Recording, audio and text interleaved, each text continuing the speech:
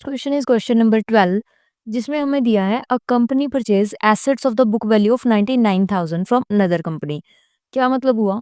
A company यानी कि एक कंपनी, परचेज मींस उसने खरीदी है assets of the book value 99,000 यानी कि 99,000 की बुक वैल्यू की एसेट्स जो एक कंपनी ने खरीदी है from another company. Another means दूसरी कंपनी से, ठीक है। तो इट वाज अग्रीड दैट ये एग्रीमेंट हुआ उनके बीच में दैट द परचेज कंसिडरेशन की कितने अमाउंट में वो खरीदेंगे, कि कितनी उनकी सहमति बैठेगी कि इतने इतने अमाउंट में हम लोग आपसे ये सामान ले लेंगे। बी पेड यानी कि वो जो पैसे हैं वो कैसे पे करे जाएंगे? बाय इशूइंग यानी कि इशू करके 11% debentures of ₹100 each. 11% debentures issue करके जो कि 100 रुपए का एक है। अब हमें दे रखे हैं बेटा तीन conditions. Assume debenture have issued at par यानी कि जो डिबेंचर है ना वो इशू करे हमने एट पार मीन्स अगर 10 रुपए का डिबेंचर है तो 10 में करा है, 100 का डिबेंचर है तो 100 में इशू करा है। मीन्स हमने ना ही उसको डिस्काउंट पे दिया है ना ही उसको हमने प्रीमियम पे दिया है, जितने का है उतने में बेचा है। तो क्या एंट्री होनी चाहिए?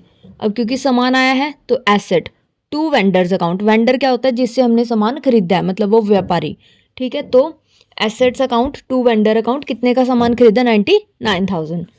तो अब हमने वेंडर को क्या दे दिए? डिबेंचर्स।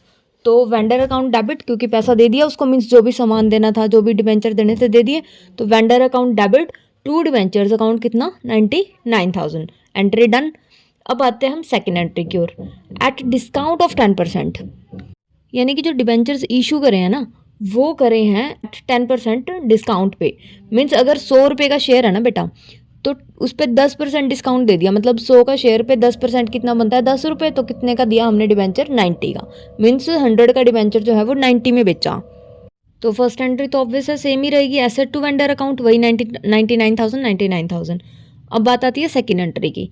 वेंडर्स अकाउंट हो जाएगा डेबिट, कितने अमाउंट से? 99,000 से, क्योंकि हम उसको कितनी पेमेंट करेंगे? 99,000।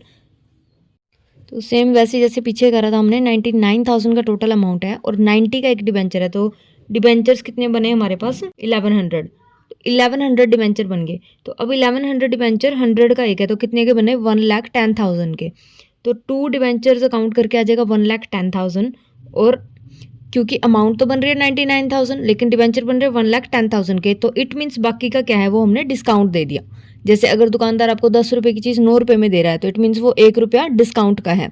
तो इसलिए एंट्री क्या बनेगी? Vendors account 99,000, discount on issue of debentures account कितना? 11,000 टू 11% डिबेंचर्स अकाउंट कितना? 1,10,000।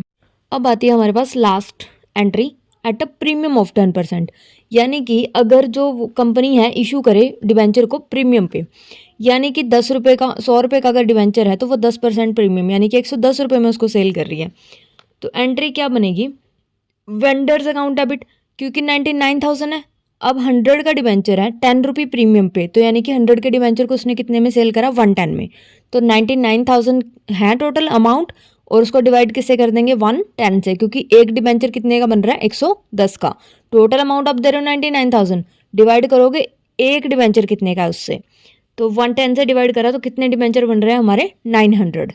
तो अब 900 डिबेंचर 100 के हिसाब से कितने के बनते हैं? 90,000 के। तो क्या लिखेंगे हम? वेंडर्स अकाउंट 99,000 कि हमने वेंडर्स को कितनी पेमेंट करी? 99,000। टू डिबेंचर्स अकाउंट कितना है? 90,000। टू स्कॉटेज प्रीमियम अकाउंट कितना बनता है? 9,000। क्योंकि इस एंट्री का क्या मीनिंग बना कि वेंडर ने जो है हमारा जो डिबेंचर है वो 110 में खरीदा है, मतलब उसने हमें 99,000 का सामान दे दिया और हमारे 90,000 के डिबेंचर्स ले लिए बदले में।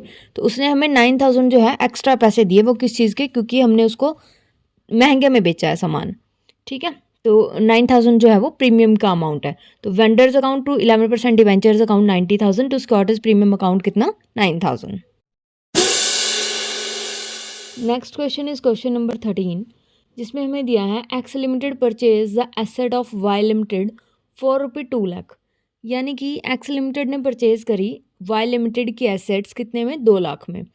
तो it also agree to take over liabilities of Y. अब उसने ये भी एग्रीमेंट कर लिया कि मैं आपकी लाइबिलिटीज़ भी ले लूँगा, ठीक है। मैंने एसेट तो आपकी कंपनी की ले ली है सारी, जिनके आपको पैसे देने हैं मुझे बता दो, मैं पे कर दूंगा। तो अमाउंटिंग टू ₹50,000। कितने की थी वो लाइबिलिटीज़? 50,000 की। 2 लाख का सामान लिया, 50,000 की लाइबिलिटी देने के लिए वो तैयार हो गया। तो अल्टीमेटली सामान वैसे कितने का बना, 1.5 लाख का ऑब्वियसली, क्योंकि आपने 2 लाख किसी से लिए और उसमें से 50,000 आपको किसी और को देने पड़ गए, तो आपके पास सामान तो 1,50,000 का आया।